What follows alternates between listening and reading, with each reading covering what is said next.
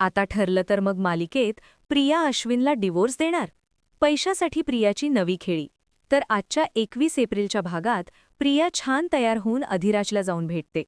तो हॉटेलमध्ये टेबलवर कॅमेरा फिट करून बसलेला असतो. प्रिया येताच तो तिचं खोटं कौतुक करू लागतो.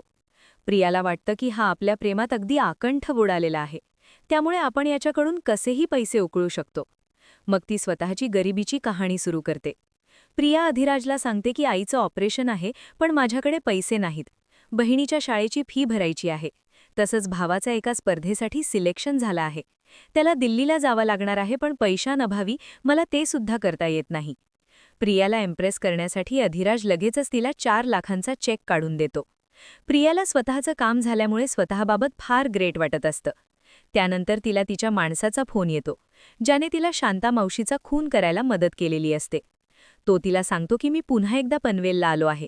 मी आधी लोणावळ्याला गेलेलो, पण तिथे माझ्यावर केस चालू असल्यामुळे तिथले पोलीस माझ्या मागे लागले, म्हणून मी इथे परत आलो. प्रिया त्याला फोनवर ओरडत असते. अधिराज तिचं बोलणं ऐकण्याचा प्रयत्न करतो, पण त्याला काही कळत नाही. प्रिया थोड्या वेळाने बाथरूमला जाते, तेव्हा तो तिचा फोनही घेतो. पण फोनला लॉक असल्यामुळे तिथूनही त्याला काही माहिती मिळवता येत नाही.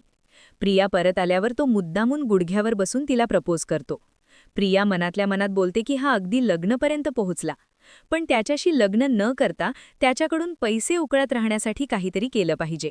मग ती स्वतःची आणखी एक दुसरी कहाणी त्याला सांगते. ती म्हणते की माझं लग्न झालेलं आहे, पण मी माझ्या नवऱ्यासोबत राहत नाही. घरची परिस्थिती बेताची असल्यामुळे एक जेवणाचं तोंड कमी व्हावं यासाठी माझ्या घरच्यांनी माझा अरेंज मॅरेज करून दिलं. सुरुवातीला सगळं चांगलं होतं, पण माझा नवरा खूप दारुडा आहे आणि तो मला मारहाण करतो, त्यामुळे मी त्याच्यासोबत राहत नाही.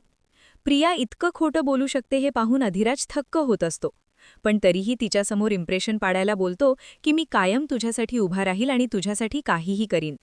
दुसरीकडे सायली अर्जुन शांतामावशीच्या नवऱ्याचा शोध घेत असतात. चाळीतल्याच एका बाईकडून त्यांना त्याचा पत्ता मिळतो. आता पुढे काय घडणार मालिकेत हे येत्या दिवसात समजेल. अशाच मालिकांचे ताजे अपडेट्स जाणून घेण्यासाठी मालिका बज मराठीला आत्ताच सबस्क्राईब करा आणि बेल आयकॉन प्रेस करायला विसरू नका.